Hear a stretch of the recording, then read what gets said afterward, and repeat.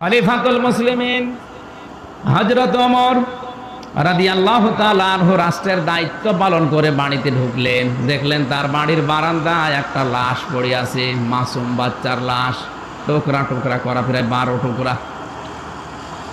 ওনার মাথা খারাপ হয়ে গেল। আমার দেশে কোরআনে কারিম চলে, আর বিনা কারণে একটা মাসুম বাচ্চাকে হত্যা করেছে, এরপর আবার আমার বাড়ির বারান্দায় রেখে গেল। এ সাহস কার? তদন্ত কমিটি তৈরি করলেন। 3 দিন পার হয়ে গেল, কেউ কোনো রিপোর্ট দিতে পারে না। হযরত ওমরের খাওয়া দাওয়া ঘুম প্রায় বন্ধ হয়ে গেছে। রাষ্ট্রের যিনি প্রধান হবেন, যারা দায়িত্বশীল হবেন, তাদের মন মেজাজ এরকম থাকা লাগবে। কি করে কি হয়? হযরত ওমর তদন্ত কমিটি 3 দিন পার হওয়ার পরেও রিপোর্ট দিতে পারে না কে করেছে এই কাজ। হঠাৎ একটা যুবতী মেয়ে তার বাবাকে সওরাজ দরবারে হাজির, ডাক দিয়ে বলে, খলিফাতুল মুসলিমিন, আপনার টেনশন, আপনার ঘুম আসে না, খাওয়া দাওয়া বন্ধ হয়ে গেছে যে কারণে, সেই কারণ আমি। কি? যে বাচ্চাটা আপনি 12 টুকরা অবস্থায় আপনার বারান্দায় দেখলেন, ওই বাচ্চাটার মালিক আমি ওর মা। ওকে আমি নিজে টুকরা টুকরা করে আপনার বারান্দায় রাতের গভীরে রেখে গেছি। হযরত ওমর বলে, মেয়ে কি বলো, টের পাও? হ্যাঁ, আমি সজ্ঞানে বলছি। এ কাজ কেন করলে? মেয়েটা বলে, আমার বাবাকে নিয়ে আমি পাহাড়ি এলাকায়, জঙ্গল এলাকায় বসবাস করতাম। 4 জন যুবক, তারা শিকারে গিয়ে আমার রূপ সৌন্দর্য দেখে তারা আমার সম্ভ্রম নষ্ট করে। আমি শেষ পর্যন্ত গর্ভবতী হয়ে যাই। সন্তানটা দুনিয়ায় আসার পরে চিন্তা করলাম, কোরআনের আয়াত আমার সামনে দাঁড়িয়ে, উতুল্লিম বাদা যালিকা জানিম। সূরা কলমের 13 নম্বর আয়াতে আল্লাহ জানিয়েছেন, হে নবী, আপনি দেখবেন যুগে যুগে ডাইরেক্ট ইনডাইরেক্ট আমার কোরআনের বিরুদ্ধে যারা অবস্থান নেবে, এগুলো অবৈধ, জারদ, বজ মেজাজি। আমি চিন্তা করেছি, আমার পেটে জন্ম নিয়ে এ ছেলে যাই হোক, ওর জন্ম কি, আরো জোরে বলেন, অবৈধ সন্তান বড় হয়ে কোরআনের বিরুদ্ধে মিছিল করবে, আর আমি মা হয়ে দেখবো না। এই জন্য ওরা আমি নিজে টুকরা করেছি। হযরত ওমর ডাক দিলেন, কেন তুমি পালিয়ে থাকতে পারলে না? 3 দিন পরে আসলে, প্রথম দিন আসলে না কেন? মেয়েটা বলে, খলিফা, আমি আসি না এই কারণে, আমারও শয়তান ধোঁকা দিয়েছিল যে বেঁচে যাবি, ধরতে পারবে না। কিন্তু কোরআনে কারিম আমাকে বাঁচতে দেয়নি। বারবার কোরআন আমার সামনে এসে দাঁড়িয়েছে। দুনিয়ায় কোনো অপরাধ করার পরে যদি বিচার না হয়, কিয়ামতে আল্লাহ ওই বিচার ডবল করে। আমি যেহেতু অপরাধ করেই ফেলেছি, আর আমার নিজের ইচ্ছাই না, জোর করে আমার এই অপরাধ করিয়েছে। দ্বিতীয়টা, আমি নিজের ইচ্ছাই করেছি, কোরআনের দিকে তাকিয়ে। মানুষ হত্যা করা কি এটা আমি জানি। হত্যার বিচার যদি দুনিয়ায় আমি না করতে পারি, না পেয়ে যাই, কিয়ামতে এই বিচার আল্লাহ আবার ডবল করে তুলবে। বিচার আপনি করে দেন, কিয়ামতে যেন আল্লাহ আমার বিচার না করে। হযরত ওমর বিচার আরম্ভ করবেন। জেনার যে শাস্তি আছে, মানুষ হত্যা করার যে শাস্তি আছে, সেটা আরম্ভ করবেন। হঠাৎ করে 4 জন যুবক এসে বলে, খলিফা, বিচার একটু স্টপ করেন। এই দোষটা মেয়েটার না, শয়তানের ধোঁকায়, নফসের জালে, যৌবনের তাড়নায় এই কাজ আমরা করেছিলাম। দোষ যদি হয় আমাদের দোষ, আপনি বিচার করলে আমাদের করেন। হযরত ওমর বললে, 3 দিন কোথায় ছিলে? আমার কেন এত টেনশনে খাওয়া দাওয়া বন্ধ হয়ে গেল, কেন আসলে না? যুবকগুলো ডাক দিয়েছে, খলিফা, জেনা করার পর, ধর্ষণ করার পরে আমরা মনে করেছিলাম যে বেঁচে যাব, ধরতে পারবে না, কারণ কোনো সাক্ষী সেরকম নেই। বাইরে যাওয়ার পরে কোরআনে কারিম আমাদেরকে বারবার তাড়ায় যে দুনিয়াতে যদি গুনার বিচার না হয়, কিয়ামতে কিন্তু আল্লাহ এই বিচার ডবল করে করবে। শেষ পর্যন্ত আর আমরা পারলাম না, বিবেকের তাড়নায় চলে এসেছি, ইমানের তাড়নায় আপনি বিচার করে দেন, কিয়ামতে যেন আল্লাহ এই বিচার আর ডবল করে না করে। হযরত ওমর এই 5 জনের বিচার কোরআনে কারিম দিয়ে আরম্ভ করলেন। শিক্ষার বিষয় এখানে, কোরআনে কারিম ওই রাষ্ট্র ব্যবস্থায়, বিচার ব্যবস্থায় কায়েম ছিল। নফসের ধোঁকায়, শয়তানের জালে, যৌবনের তাড়নায় গুনাহ করার পরেও আল্লাহ তাদেরকে ঈমান দিয়ে মরণ দিয়েছে। আজ এই দেশে যদি আমরা কোরআনের বিচার ব্যবস্থা কায়েম করতে পারি, ছোটখাটো অপরাধ আমাদের যাই হোক না কেন, মানুষ হিসাবে মরণের আগে অন্তত গ্যারান্টি পাওয়া যায় যে ঈমান নিয়ে মরা যাবে। আজকে যে আয়াত পড়েছি এমনিতে পড়ি নাই। কুষ্টিয়াতে একজন আমারে বলছিল, হুজুর এত ওয়াজ করেন 1.5 ঘন্টা 2 ঘন্টা, মনে রাখা যায়? এমন একটা ওয়াজ করেন যেন একটা ওয়াজ শুনলে জান্নাত যেতে পারে।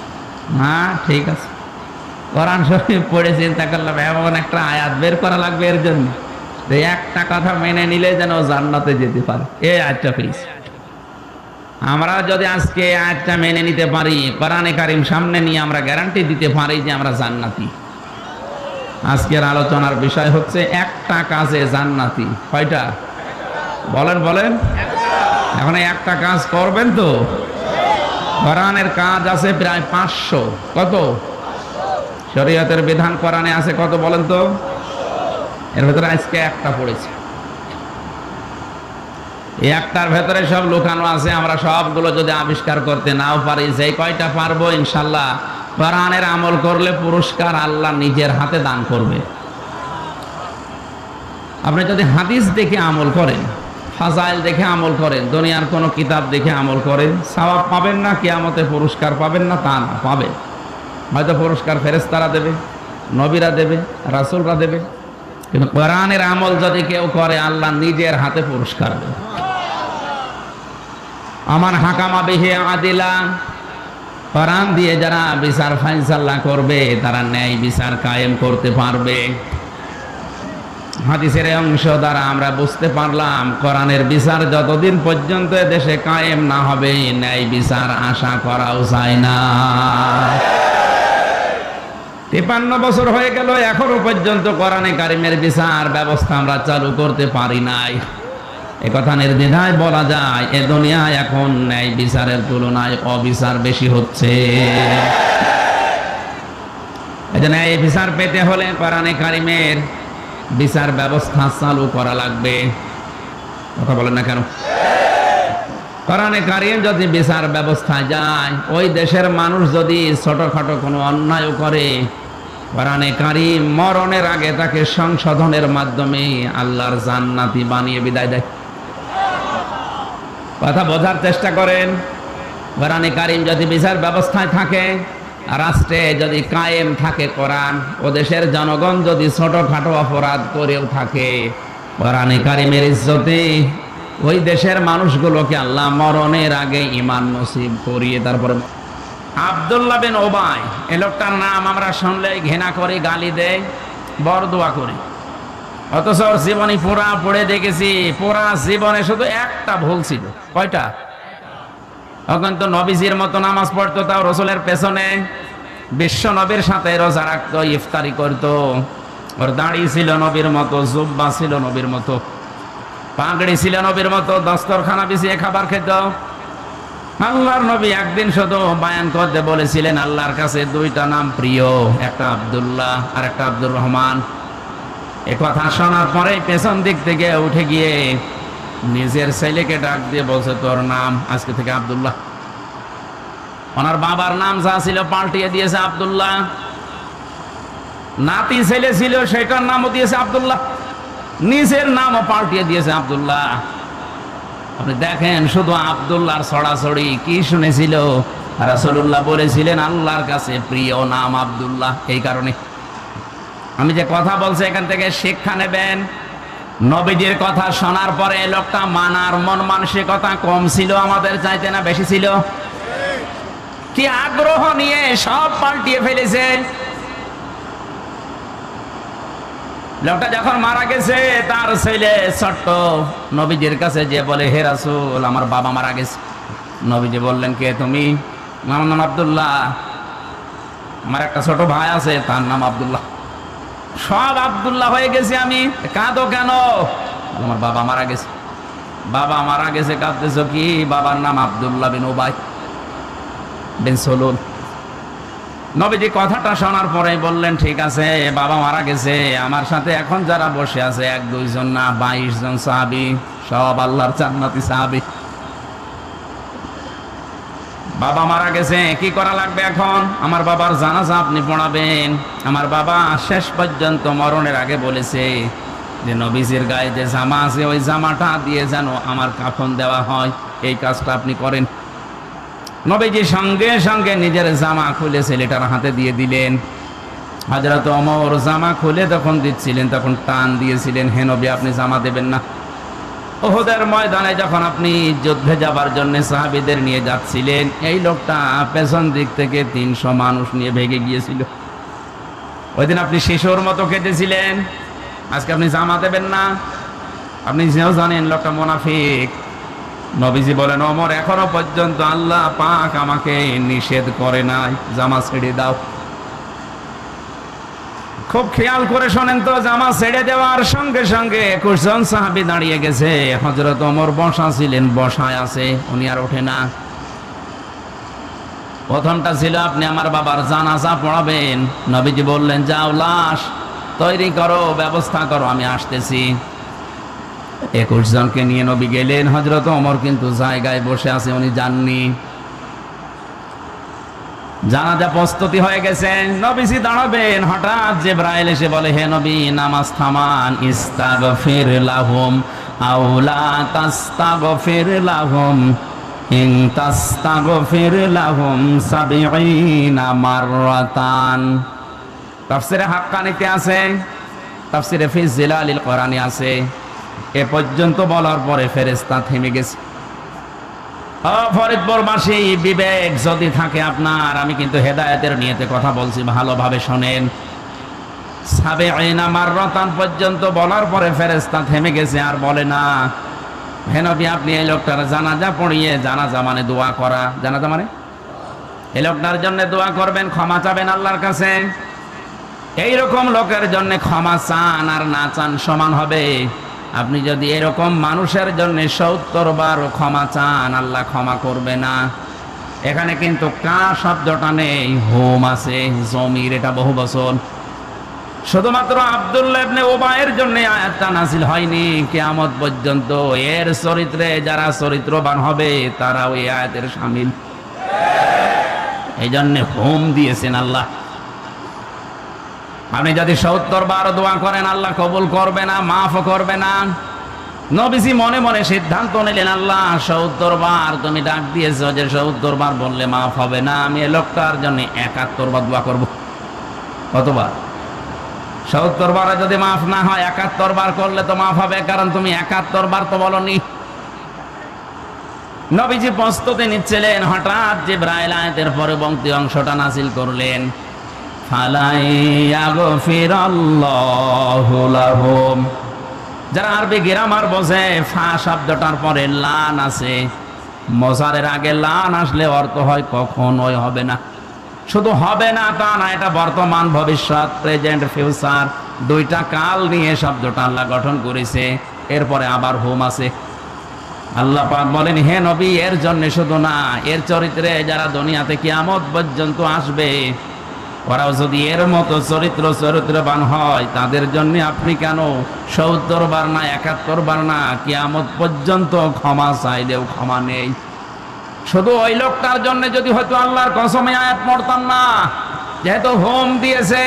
এখন আমাদের চিন্তার বিষয় এটা যে ওর মতো চরিত্র যদি আমাদের কারো থাকে, তার কপালেও বিপদ আছে।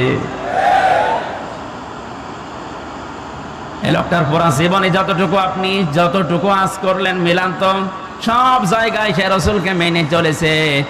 শুধু রাজনৈতিক জীবনে আল্লাহর নবীকে আদর্শ হিসাবে মানত না, ওর আদর্শ ছিল আবু জেহেল। ফরিদপুরবাসী, আপনার মাথায় যদি মগজ থাকে, চিন্তা করেন, আপনি নামাজ পড়েন বাংলাদেশের ভাঙায় আমির হামজার পেছনে, আরো নামাজ পড়েছে মসজিদে নববীতে রাসূলুল্লাহর পেছনে। অনেকে মনে করে আমি ভাঙ্গা মসজিদের সভাপতি, জান্নাত পাবো না। কে পাবে জান্নাত? আপনি তো ভাঙ্গা মসজিদের সভাপতি। আবু জেহেল ছিল কাবা শরীফের তত্ত্বাবধায়ক।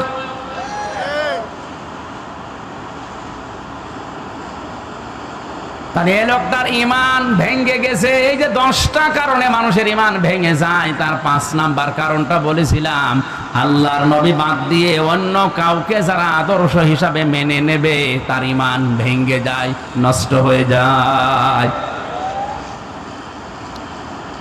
এই লোকটা আবু জেহেলকে রাজনৈতিক জীবনে আদর্শ হিসাবে মানত, এই জন্য ওর জীবনের সব আল্লাহ কি করেছে? নষ্ট করে দিয়েছে। বলেন বলেন, সব শেষ। ওর ইবাদত বন্দেগী কোনো কাজে, বলেন কাজে আসে নাই, আসে নাই, আসবেও না কিয়ামত পর্যন্ত। এই জন্য এক ফিরে দেওয়া আছে। শুধুমাত্র এই লোকটা না, হোম দিয়ে আল্লাহ আমাদেরও বিপদের ভেতরে ফেলে দিয়েছে, না জানি আমরাও ধরা খাই কিনা। কারণ মুনাফিকের এই জার্ম যাদের ভেতরে আছে, বিশ্বনবী বাদ দিয়ে অন্য কাউকে যারা আদর্শ হিসাবে মেনে জীবন চালাচ্ছেন, আপনি শিওর থাকতে পারেন আপনি জাহান্নামী। কারো ফতোয়া লাগবে না। ইমাম বুখারী রাহমাতুল্লাহ আলাইহি, বুখারী লেখার আগে একটা কিতাব লিখেছিলেন আল-আদাবুল মুফরাদের 6 নাম্বার হাদিসের 3 নাম্বার পয়েন্টে আছে, পৃথিবী যারা বিশ্ব নবীকে বাদ দিয়ে অন্য কাউকে আদর্শ হিসাবে গ্রহণ করেছে, সে বিনা হিসাবে বিনা বিচারে জাহান্নামী। এখন এই হিসাবে বাংলাদেশে যেহেতু 100 জনের 15 জন শুধু অ্যাক্টিভ ভাবে রাসূলকে আদর্শ মানে, বাকি 85 জন মানে না।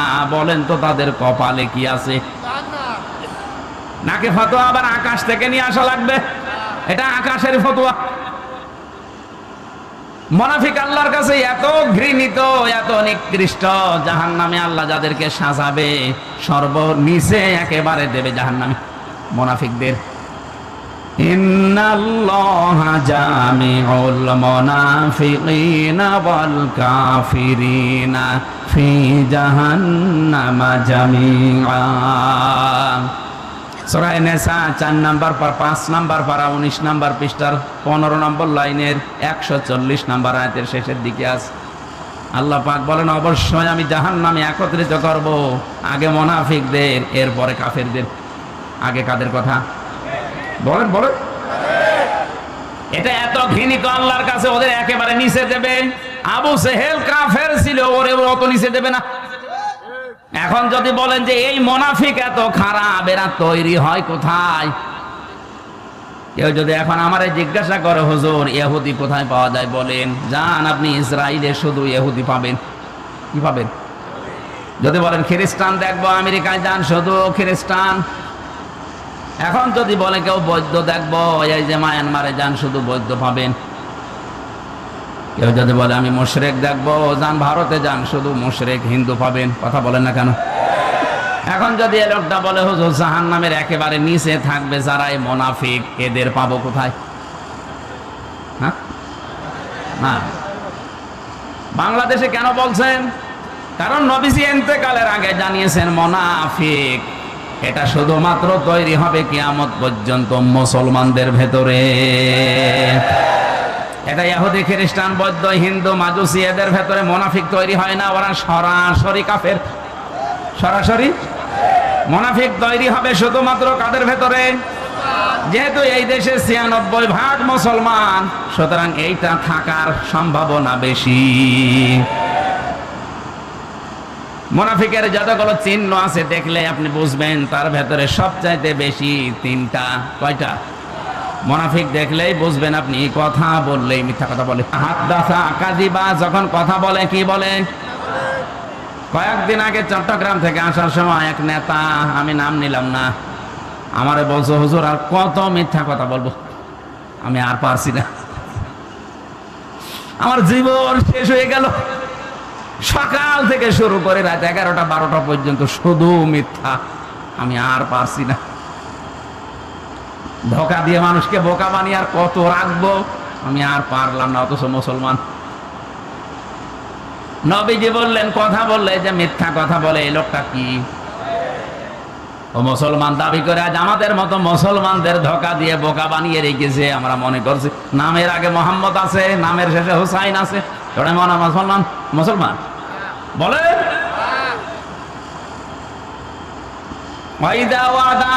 যারা ওয়াদা করলে খেলাফ করে, কত ওয়াদা করে, সব কিছু ভুলে যায়।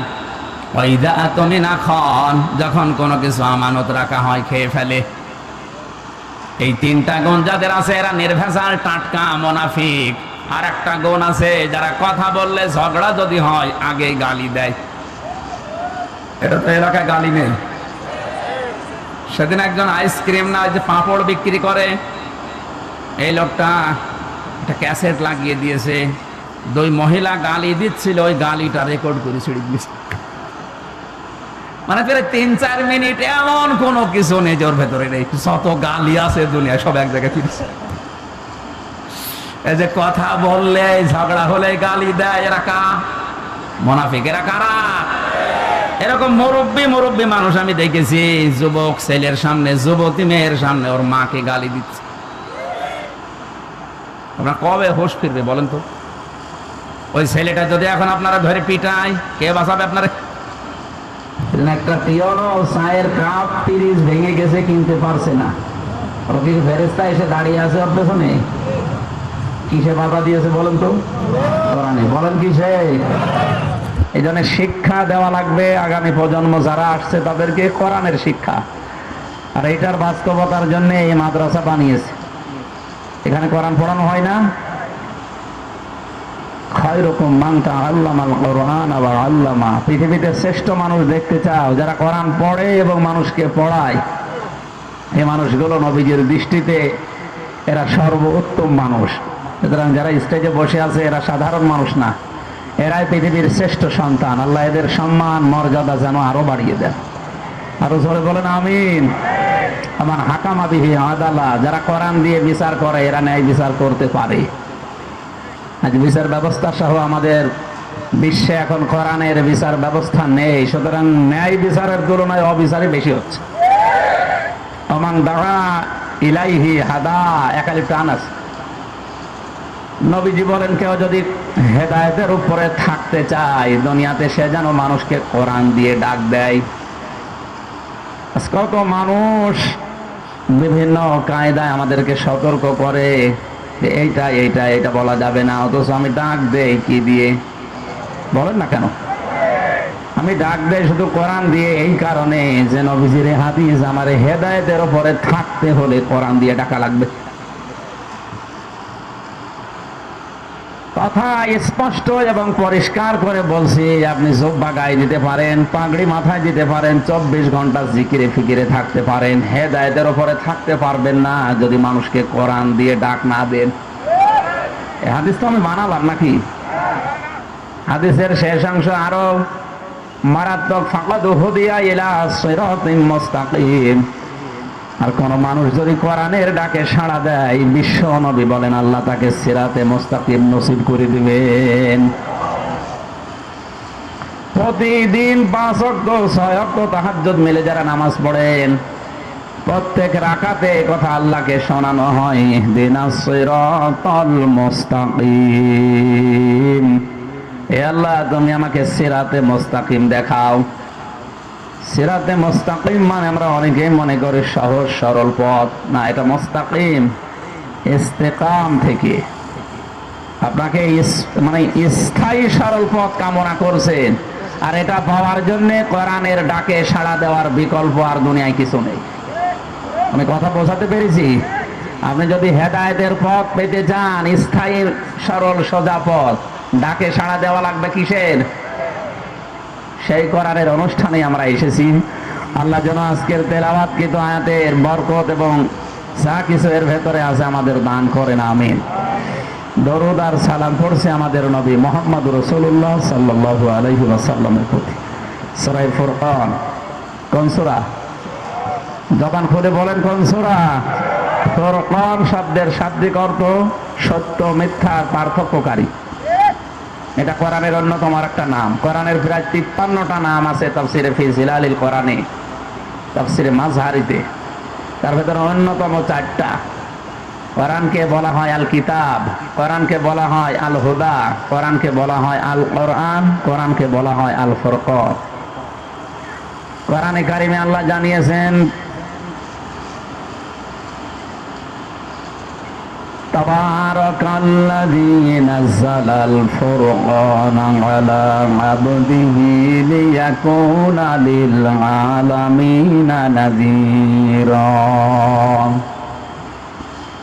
আল্লাহ পাক বলেন তিনি সে বরকতশালী বরকতময়, সব দোষ থেকে আয়াত থেকে মুক্ত ওই আল্লাহ যিনি তার বান্দার প্রতি এই কিতাব এই কোরআন নাযিল করেছেন, এই ফুরকান, যেন তিনি তার বান্দাদেরকে কোরআন দিয়ে সতর্ক করতে পারেন। আজ কোরআনে কারীম দিয়ে সতর্ক করা হয় কম, এই জন্য আমাদের চরিত্র ভালো হতে চায় না।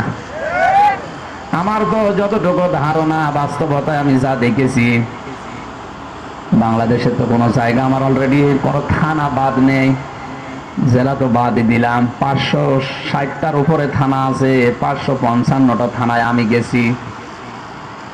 ভারতের 8-9টা রাজ্যে ঘুরে আমার যতটুকু বাস্তবে জ্ঞান হয়েছে, কোরআনে কারিমের কথা বলার মতো মানুষ মাত্র 5 ভাগ।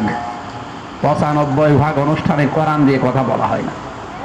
অথচ কোরআন আল্লাহ দিয়েছে লিয়াকুনা লিল আলামিনা নাযীরা, বিশ্ববাসীকে যেন সতর্ক করা হয়। কি দিয়ে? মানে মানুষের জীবনী দিয়ে সতর্ক করলে হবে না। কিতাবুন উনজিলা ইলাইকা ফালা ইয়াকুন ফি সাদরিকা হারাজুম মিনহু লিতুনযিরা বিহি ওয়া যিকরা লিল মুমিনিন। আল্লাহ পাক বলেন এই যে কিতাব, এই কোরআনে কারীম আপনাকে আমি খেলা করার জন্য দেইনি, এটা দিয়ে আপনি মানুষকে সতর্ক করবেন। হারাজন শব্দটা আয়াতের মাঝে আছে, ব্যাখ্যায় আমি পেয়েছি হারাজনের অর্থ হয় 2টা। কয়টা? 1 নম্বরে কোরআন দিয়ে সতর্ক করতে গিয়ে হে নবী আপনি দেখবেন অনেক মানুষ আছে আপনার বক্তব্য বিবৃতি শোনার পরে না বুঝে বিরোধিতা করবে।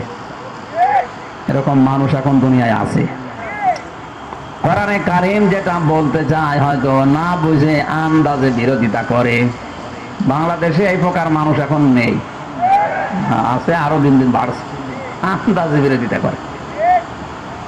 2 নম্বরে আবহমান কাল থেকে ধর্মের নাম নিয়ে দিন মনে করে অনেক কিছু বানানো ইসলাম চলছে। কোরআন দিয়ে যখন আপনি সঠিক কথাগুলো বলবেন, তাফসীর করবেন, সতর্ক করবেন, দেখবেন ওইগুলো কোরআনের সাথে মেলে না, তখন ওই মানুষগুলো আপনার সাথে বিরোধিতা করবে। এটা বাংলাদেশে অলরেডি চলছে। নারী পুরুষ নাকি অনেক জেলাতে এক জায়গায় রাতের বেলা জিকির করে, এটা হারাম। জিকির করা কি বলেন বলেন? যত নফল কাজ আছে তার ভেতরে মনে করুন উত্তম কাজ এটা। আর নারী পুরুষের এক জায়গায় হয়ে যেটা করছে ওটা ফরজ তরক করা। পর্দার মতো বিধান ফরজ তরক করে যারা জিকির করছেন, যদি আপনি গুরুত্ব না দেন, এমনি এমনি করেন, আপনার ঈমান নষ্ট হয়ে যাবে। জিকির করা নফল, আর পর্দা করা, আরো আসতে বলেন, পর্দার মতো ফরজ বিধান বাদ দিয়ে আপনি আন্দাজে ইবাদত মনে করে ওটা করবেন। কোরআনের তাফসীর যখন করা হবে তখন ওইটা তো টিকবে না। কথা বলেন না কেন? ওটা যখন টিকবে না, আবহমান কাল থেকে যারা নারী পুরুষ এক জায়গায় রাতের বেলা জিকির করে, ওরা আমারে মনে হয় মাথায় তুলে নাচবে। কথা বলেন না কেন? ওই মানুষগুলো তখন বিরোধিতা করবে। আপনার হাদিয়া, তওফা, নজর নিয়াজ এগুলো সব বন্ধ হয়ে যেতে পারে। হে নবী, এরপরও আপনি পেছনের দিকে তাকাবেন না। এ নির্দেশ কার? এই আয়াত শুধু নবীজির জন্য। কথা বলেন না কেন? বিশ্ব নবীর ওয়ারিস হিসাবে এখন আলেম যারা দুনিয়ায়, তারা দায়িত্ব পালন করবে। সুতরাং কোরআন প্রচার করতে গিয়ে কিছু মানুষ যদি না বুঝে বিরোধিতা করে, কিছু মানুষ যদি দেখে তাদের নিজেদের মন মতো ধর্মের সাথে কোরআনের নিয়ম নীতি মেলে না, এই সময় তারা বিরোধিতা করতে পারে। এই জন্য আমরা পিছপা হয়ে যাব। আল্লাহ পাক বলেন হে নবী আপনি কোরআন দিয়ে সতর্ক করবেন।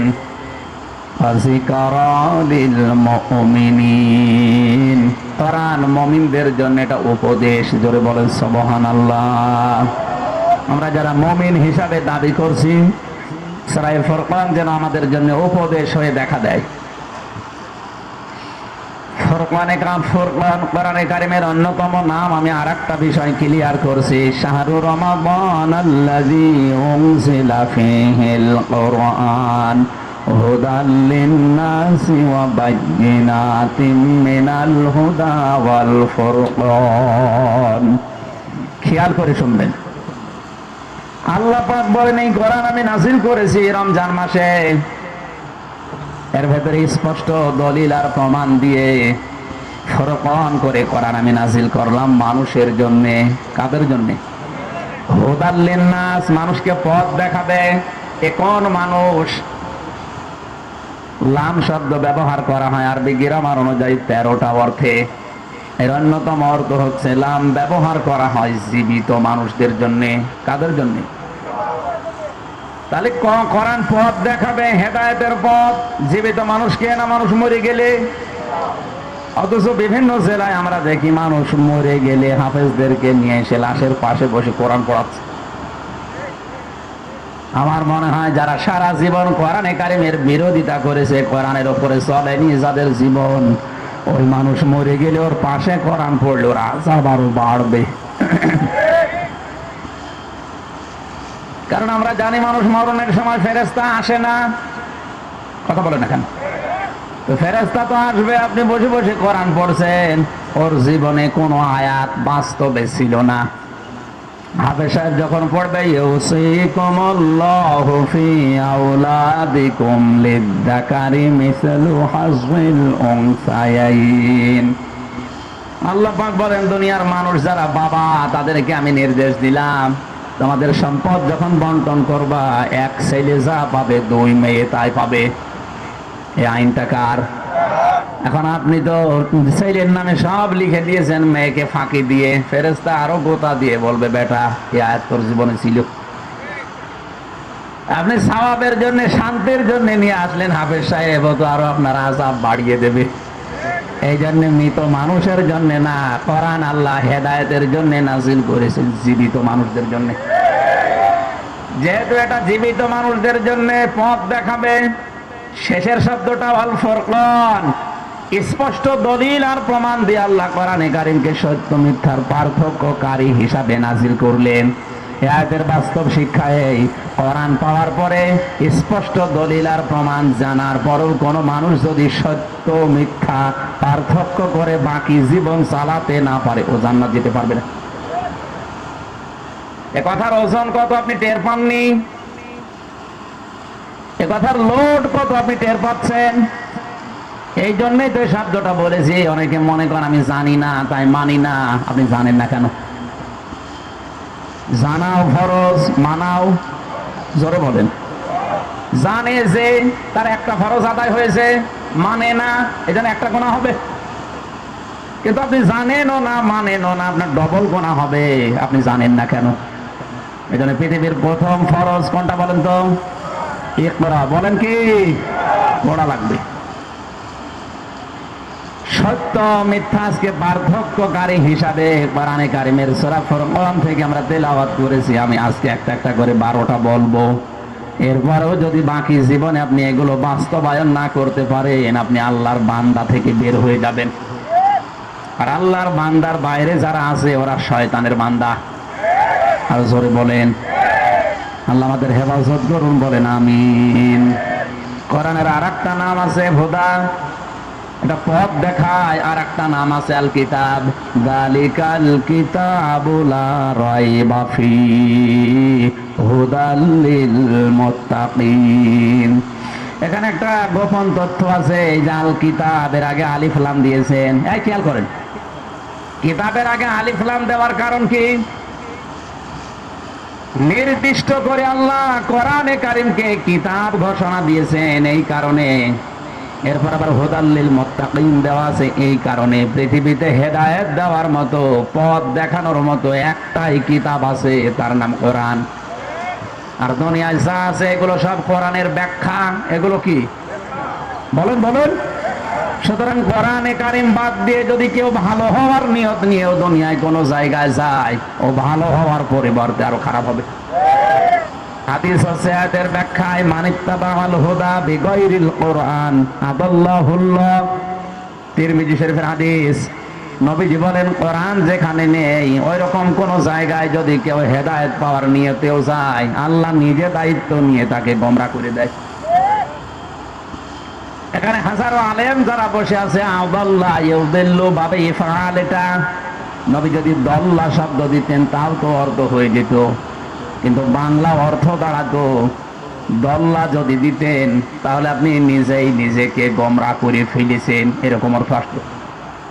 ভাবে ইফআল থেকে আসার কারণে বাংলা অর্থ দাঁড়িয়েছে আপনি হয়তো ভালো হওয়ার নিয়তে গিয়েছিলেন, কিন্তু কোরআন সেখানে ছিল না, এই জন্য আল্লাহ নিজে দায়িত্ব নিয়ে আপনাকে খারাপ বানাবে।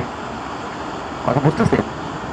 এই জন্য বাংলায় হাজারো পীরের দরবারে দেখি যেখানে কোরআন চলে না, কোরআনের নিয়ম নীতি নেই, কোরআনের কর্মসূচি নেই, ওখানেও মানুষ ভালো হওয়ার নিয়তে যায়, কিন্তু ফলটা কি দেখি আগে যা ছিল তার চাইতে আরো খারাপ হয়।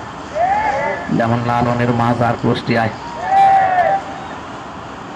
এই কিশোরগঞ্জ, ময়মনসিংহ, রংপুরের এই লাইন থেকে বেশি মানুষ যায়, ওরা তো ভালো মনে করে যায়, মনে করেন আল্লাহর ওলি শুয়ে আছে, কিন্তু ওখানে কোরআন নেই, কোরআনের কর্মসূচি নেই, আছে শুধু গাঁজা। আমার যতটুকুর পাশেই তো আমার বাড়ি, আমি দেখেছি সারা দেশ করি আপনি যেই কয় মন গাঁজা না পাবেন তার চাইতে বেশি গাঁজা পাওয়া যাবে ওখানে। মাজারের সভাপতি আবার ডিসি সাহেব,